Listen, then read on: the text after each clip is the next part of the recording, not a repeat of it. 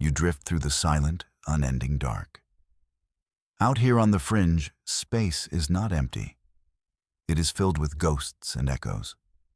Your job is not to haul cargo or fight pirates. You are a scavenger of a different sort. You find what history chose to forget. Your ship, the Stargazer, is a vessel of patience. It sifts through dead systems and forgotten battlefields. You look for whispers of lost colonies. You search for clues to vanished expeditions. Your sensors are tuned to anomalies, not asteroids or comets. You seek things that should not be there. A flicker of strange energy. A trace of an unknown alloy. A gravimetric signature that defies known star science. Most days are quiet, filled only with the hum of the ship. Filled with the vast, lonely beauty of the void. You prefer it this way. The quiet helps you listen. It helps you find the secrets hidden between the stars. This region is called the Sepulchre, a fitting name for a graveyard of suns. Dozens of stars in this cluster are dead. They were extinguished long before humanity reached for the sky. No one knows why they went dark. The records are gone, if they ever existed. That is why you are here, to find the story that the universe tried to erase, to give a voice to the silent. You are floating near the edge of a dead nebula. Its dust clouds are black against a blacker background, a river of cold, dark hydrogen. It is a place most pilots would avoid. They call it bad luck. You call it promising. The best secrets are always kept in the darkest rooms. Your ship glides forward, a patient hunter in the gloom. Then you feel it. It is not a sound. It is not a light. It is a pressure inside your mind, a sudden, sharp silence. All the background noise of the universe vanishes. The faint hiss of cosmic radiation, gone. The gentle thrum of your own ship's reactor, muted. It is as if the void itself is holding its breath. And it is holding its breath for you. Your screens flash an alert, a signal, but not a signal.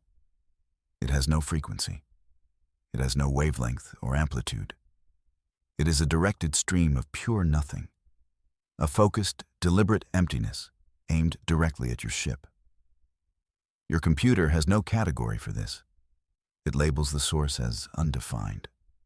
It feels ancient and deliberate, a gravestone planted in the cosmos, not a call for help, a warning to stay away. But warnings are just invitations you have not accepted yet. You cannot ignore this. It is the most profound mystery you have ever encountered. A signal made of silence is not just an anomaly. It is a declaration. You adjust your course, moving toward the source, toward the heart of the unnatural quiet. Each kilometer closer, the feeling grows stronger. The silence deepens, becoming a physical weight. You are flying your ship by instinct now. Your modern instruments are useless against this phenomenon. It is like trying to navigate an ocean with a map of the mountains. You feel the pull in your bones, a cold, clear note of finality. It is a song of endings. Ahead, a shape begins to resolve against the black. It is a ship, and it is utterly impossible. It hangs in the void like a shard of obsidian. The derelict is not made of any metal you recognize. Its surface seems to drink the light. There are no straight lines, no hard angles. It curves and flows like frozen smoke. It looks more grown than built. No windows, no weapon ports, no visible engines. It is a sealed, seamless object, a coffin of impossible design. You fly the Stargazer in a slow circle around it. The ghost signal originates from its center. The silence is now absolute. Your ship's own sounds are swallowed by the derelict's presence. You feel like an intruder in a sacred tomb. This vessel did not die in battle. It was placed here, carefully, deliberately, a monument to something long gone. You decide to board it. This is probably a terrible idea. The kind of idea that gets spacers erased from company records. But the pull of the mystery is too strong. You don a void suit. Its internal systems, your only connection to sound. You cross the short distance between hulls. The surface of the unknown ship feels like cool glass. It is smooth and unyielding. There is no door, no airlock. You touch a spot on the hull, a place that just feels right. As your glove makes contact, the surface ripples. It flows like liquid mercury around your hand. An opening forms, an iris of silent black material. It is not an invitation. It is an acceptance. Stepping through, you enter a chamber of pale, glowing crystal. And in the center of the room, you see him. He is not human, not even close. The being is tall and impossibly thin, encased in a flawless, amber-colored crystal. He is frozen in a state of serene contemplation. His face, if you can call it that, is calm. 3 eyes are closed in peaceful slumber. His long, elegant limbs are folded. He looks like a king on a throne of eternity. The silent prophet. The name echoes in your mind, unbidden. The air inside is breathable, but cold and sterile. The light comes from the crystal itself. It pulses with a slow, gentle rhythm. It matches the beat of your own heart. You are standing before something older than your species, something that has waited in the dark for an age. This is not a tomb. It is a watchtower, and the watchman has been sleeping. You feel an overwhelming urge to reach out, to touch the crystal, to connect with the silent mind within. Your training screams at you to stop, to document everything and leave. This is a first contact scenario of the highest order. But your instincts, the same ones that led you here, tell you to trust. They tell you that this moment was meant to happen. You place your palm against the smooth, warm surface. Light explodes behind your eyes. Not a physical light, a psychic one. It burns through your consciousness like a miniature sun. There is no sound, only images.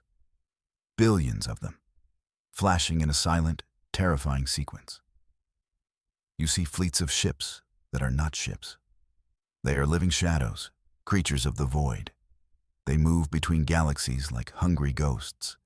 You see them surround a star, a bright, blue giant. They do not fire weapons. They simply feed. The star's light dims, its energy siphoned away. It withers like a dying flower in seconds. It collapses into a black cinder. The shadow fleet moves on, leaving behind a new patch of darkness, a new headstone in the cosmic graveyard. You see worlds, planets teeming with life, civilizations of light and energy, cities of crystal and song. The shadow fleet descends upon them. The light goes out. The song stops. There is no battle, only consumption, a silent, efficient, and absolute extinction. You witness the death of 1,000 species, the fall of 100 empires, and you feel their final, silent scream. The vision ends, and you are on your knees. Your head is pounding, your hands are shaking. The crystal's light is dim now, as if the vision took its power. The being inside remains still. But you know he showed you this. He used his last strength to pass on the warning. The shadows are coming. They are not just a legend from a dead part of space. They are real, and they are headed for human territory. You scramble back to your ship. Your mind is a whirlwind of terror and purpose. The silence is gone. The normal sounds of your ship return. They feel loud and fragile now. You plot a course for the nearest human command center. Relay Station Epsilon. You push your engines to their absolute limit. The journey is a blur. You do not sleep. You cannot. The images of dying stars are burned into your memory. You arrive at Epsilon, a massive orbital station. It is a hub of military and commercial traffic. It feels loud and chaotic and dangerously naive. You transmit a Priority 1 request to speak with the commander. Your credentials as a licensed fringe explorer grant you an audience. You are brought before Admiral Kaito, a man with a stern face and impatient eyes. He listens to your story with a polite, fixed smile. You describe the silent signal, the ship made of frozen smoke, the being in the crystal. He nods along, his expression never changing. You try to convey the horror of the vision, the star-eating shadows, the silent, unstoppable advance. You plead with him to take you seriously. When you finish, he leans back in his chair. "A fascinating story, explorer," he says. His voice is calm and patronizing. Deep space can play tricks on the mind. We call it void delusion. Isolation can create very vivid hallucinations. He suggests you take some shore leave. Get a full psych evaluation. He dismisses your warning as a bad dream. A simple case of a pilot spending too much time alone. You try to argue. You show him your ship's sensor logs, the undefined signal, the gravimetric distortions. He waves them away. "Uncorrelated data," he says. "Glitches. The fringe is full of them. That's why we pay you to explore it and not to set policy." He thanks you for your report. He says it will be filed appropriately. You know what that means.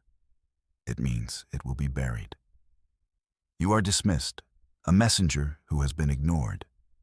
You leave the Admiral's office in a cold fury. They do not believe you.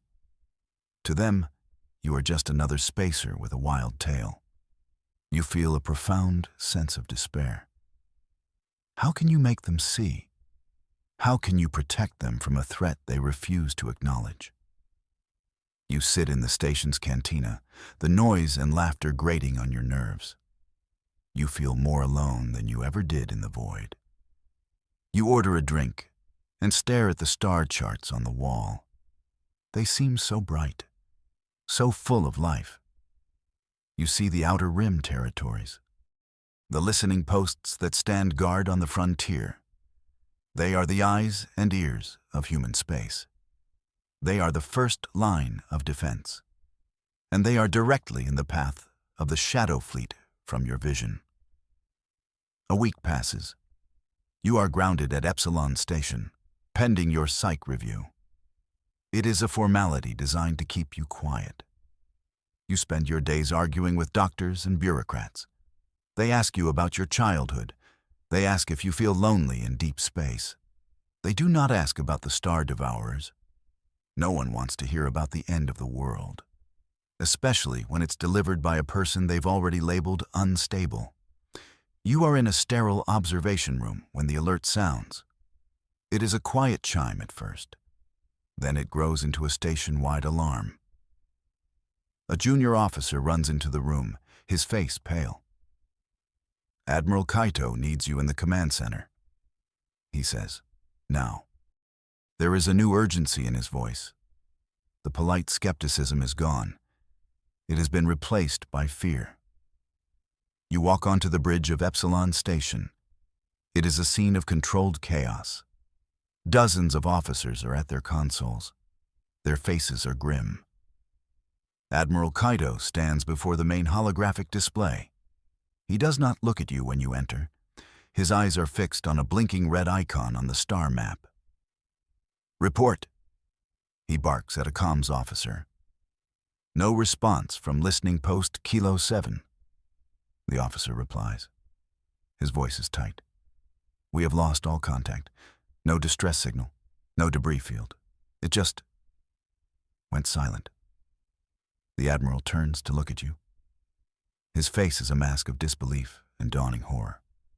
"Kilo 7, he says, his voice barely a whisper. "That was the first outpost in your vision." The command center is quiet now. The only sound is the soft hum of the computers.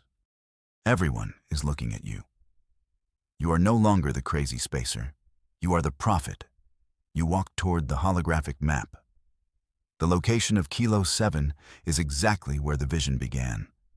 The first star to be extinguished. The first silent scream. It is happening, just as you saw.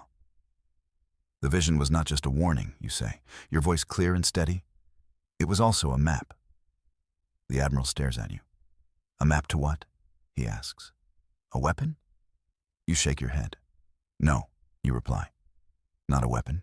Something better. The vision did not just show you the darkness. It showed you a single point of light, a path to a place hidden in forbidden space, a place that could be their only hope. Admiral Cato is a military man. He thinks in terms of fleets and firepower. But his world has just been turned upside down. The rules of star science no longer apply. He has to trust the impossible. He grants you command of your ship again. He gives you a small escort, 2 of the fastest cruisers in his fleet. Your mission is simple. Follow the map. Find whatever is at the end of it, and bring it back before the shadows consume everything. You race back to the Stargazer. Your ship feels like the only sane place in the universe. You plot the course from the vision, a complex series of jumps through unstable regions. These are star systems marked as forbidden on all official charts. They are plagued by rogue black holes and radiation storms. No sane pilot would ever enter this territory. It is the perfect place to hide something important. Your 2 escort ships follow you nervously. Their captains protest over the comms. They report the dangers, the navigational hazards. You tell them to trust your course. You are not navigating by computer. You are navigating by memory, by the light you saw in your mind. The path is burned into your soul. You make the first jump. The universe on the other side is wrong. The stars are too old. The constellations are unfamiliar. You are in a pocket of space that does not match the surrounding star charts. It is ancient, and it is hiding. The map leads you deeper into this forgotten sector. You pass skeletal remains of planets. You fly through fields of crystalline dust. This was once a thriving star system, a casualty of a war fought eons ago. Finally, you arrive. The destination is not a planet. It is not a secret military base. It is a structure of breathtaking scale. A ring world built around a stable white dwarf star. Its surface is covered in dormant factories and silent foundries. This is a star forge, an automated shipyard of a forgotten civilization. It was designed to build entire fleets. It was designed to build hope. The forge is quiet, dormant, a sleeping giant waiting for a command. Its sheer size is hard to process. You could fit 100 Epsilon stations inside it. Your small fleet is a gnat next to this colossus. The escort captains are speechless. They have never seen anything like it. This technology is thousands of years beyond human understanding. It is a gift from the past, but the gift is not unguarded. As you approach the ring, energy signatures flare to life. The forge's automated defenses activate. They are not weapons of war. They are more like antibodies. Small, swift drones emerge from hidden ports. They surround your ships. A voice speaks in your mind, not through the comms. It is calm, ancient, and powerful. It is the forge's master AI. You are not the makers, the voice says. It is a statement of fact, not a question. Your presence is unauthorized. State your purpose, or be cleansed. The AI's drones hum with contained energy. They could obliterate your ships without effort. This is not a negotiation you can win with force. You have to win it with the truth. You open a channel, not with your voice, but with your mind. You project the vision the prophet gave you. You show the AI the star-eating shadows, the silent consumption, the death of 1,000 worlds. You share the terror and the urgency. You show it the darkness that is coming for everyone, for the Maker's children, for humanity. There is a long pause. The drones hold their position. The AI is processing your vision. It is comparing it to its own deep memory archives. We have seen this shadow before, the AI finally says, a long time ago. The Makers fought them. They built us, this forge, to create the tools of that war. The AI's voice changes. It is no longer just a guardian. It is a veteran. The Makers are gone. The AI continues. We have slept for an age, awaiting their return. But the shadow returns instead. The drones around your ships retract their energy fields. They pull back into a passive formation. The Maker's charge was to preserve life, the AI says. You are life. Your cause is our cause. The Starforge is yours to command. The ring world awakens. Lights flicker to life across its continent-sized surface.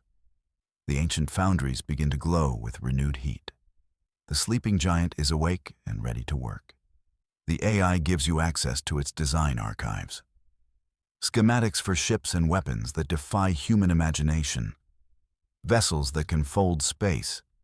Cannons that fire focused singularities. But there is a problem. The forge requires immense power to build these things. More power than the white dwarf star can provide alone. And it takes time. Time you do not have. The AI projects a new star chart into your command bridge. It shows the Shadow Fleet. It has emerged from the fringe. It is moving in a silent, perfect formation toward the core human systems. Toward Earth. The news ripples through the human fleet. Panic and disbelief give way to stark terror. The enemy is real. The ghost story is true. Fleets are scrambled from across human space. They converge at the border of the Sol system. A defensive line is drawn. It is the largest gathering of human warships in history, and it looks hopelessly small against the incoming tide. Admiral Kato's fleet is the backbone of the defense. He is a good commander, brave and decisive, but he is fighting an enemy he cannot comprehend. The Shadow Fleet does not use tactics he recognizes. They do not communicate. They do not have flagships or command structures. They are a single, coordinated entity, a hive mind of destruction. The first battle is a massacre. The human ships fire everything they have. Lasers, plasma torpedoes, kinetic rounds. The weapons strike the shadow vessels and are absorbed. The enemy ships do not have shields. Their hulls simply ripple and consume the energy. In return, they fire nothing. They simply move forward. They pass through the human ships like ghosts, draining their power, silencing their reactors. One by one, the human ships go dark and cold. From the Starforge, you watch the reports in horror. The AI is building new ships for you as fast as it can. But it is not enough. The first wave of Forge-built destroyers arrives at the battle. They are far more advanced than anything humanity has ever built. Their singularity cannons fire, and for the first time, the shadow vessels show a reaction. The small black holes tear at their strange hulls. A few of the smaller shadow creatures are destroyed. But it is not enough. For every one you destroy, 10 more take its place. Humanity's last stand is failing. The defensive line is buckling. The Shadow Fleet is breaking through. Earth is now just hours away from consumption. Despair settles over you. You have come so far. You have awakened the ancient machines. You have brought a new hope. And it is still not enough. You sit in the command chair of the Stargazer, docked within the great forge. You feel the presence of the AI, a calm, immense intelligence. You also feel a faint echo of the prophet, the silent being in the crystal. He is still with you, a whisper in the back of your mind. You close your eyes and think back to the vision, to the fleets of shadow and the dying stars. You saw the warning. You saw the map. But what if you missed something? You replay the vision in your mind, every flashing image. You see the shadow fleet. You see the forge. But there was something else, a connection, a thread of light linking three things: the dying prophet, the waking forge, and you. The vision was not just a message. It was an instruction manual. The prophet's final gift was not the vision itself. It was the key to unlock a greater power. The true weapon was never a fleet of ships. It was never a singularity cannon. It was a consciousness, a mind capable of seeing the whole war, a mind capable of conducting a symphony of unimaginable complexity. The true weapon was you. You reach out with your mind. You touch the cold, silent consciousness of the prophet. You feel his ancient knowledge, his eons of watching the dark. You reach out to the vast, logical mind of the forge's AI. You feel its perfect understanding of physics and energy, and you merge them. You merge them with your own humanity, your intuition, your desperation, your will to survive. The universe expands in your awareness. You are no longer just you. You are the prophet. You are the forge. You are sitting on the bridge of your little ship, but you are also everywhere at once. You see every human ship. You see every shadow vessel. You see the flow of energy, the lines of probability, the weaknesses in the enemy's silent perfection. You see it all. You do not issue commands with your voice. You simply think. And the entire human fleet responds as one. Ships move with impossible grace and precision. They execute maneuvers that have never been conceived. They fire their weapons not at the enemy ships, but at the space between them. They create overlapping fields of resonance. They disrupt the silent network that connects the shadow fleet. It is a symphony of war. Your mind is the conductor. The human fleet and the forge's weapons are your orchestra. You do not fight the enemy's strength. You exploit its nature. The shadow fleet is a single entity, a perfect hive mind. But a single mind can only focus on so many things at once. You give it 1,000,000 things to focus on. You create chaos out of order. The shadow fleet falters. For the first time, its perfect formation wavers. The individual vessels seem confused. They are no longer a cohesive unit. They are a swarm of startled predators. The human ships, guided by your unified consciousness, dance between them. They strike at the newly exposed vulnerabilities. The shadow vessels begin to fracture. They begin to break apart, not from raw damage, but from the dissonance you have sown in their network. A new feeling ripples through the shadow fleet, an emotion they have never known. It is not pain. It is not anger. It is confusion. It is uncertainty. It is fear. The silent, implacable advance stops. The shadow vessels, the devourers of stars, begin to pull back. They retreat into the darkness of the fringe. They are not defeated, but they are broken. The silence has been shattered. The human fleet sends up a ragged cheer. It echoes through the comms channels, a wave of pure, unadulterated relief. The battle is over. The Sol system is safe. Earth is safe. You slowly pull your consciousness back. The connection to the prophet and the forge recedes, leaving you exhausted but whole. You are back in your ship, the Stargazer. Just a pilot. Just a messenger. But you are also something more. Humanity has been saved. But the war is not over. The Shadow Fleet is still out there, wounded but not destroyed. They will return. They will adapt. But now, humanity will be ready. You are the new line of defense, not a wall of ships, but a single mind with the wisdom of the ancients. You stand watch from the heart of the Starforge, your consciousness linked to the silent prophet in his crystal tomb. You are the guardian of the fringe, humanity's new omen, a silent protector watching the endless night.